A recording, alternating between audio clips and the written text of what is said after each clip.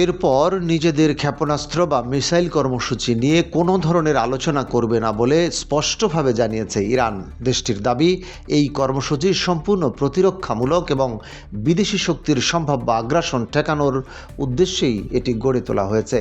তাই এ বিষয়ে আলোচনা করার কোনো সুযোগ নেই বলে জানানো হয়েছে। সোমবার ইরানের পররাষ্ট্র মন্ত্রণালয়ের মুখপাত্র ইসমাইল বাকাই এ তথ্য জানান।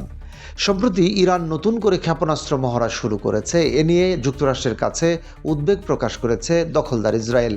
তাদের আশঙ্কা, মহড়ার আড়ালে ইরান ইসরায়েলের উপর হামলার প্রস্তুতি নিতে পারে। এমন পরিস্থিতির মধ্যেই তেহরান জানিয়ে দিল, তাদের ক্ষেপণাস্ত্র কর্মসূচি আলোচনার বিষয় নয়।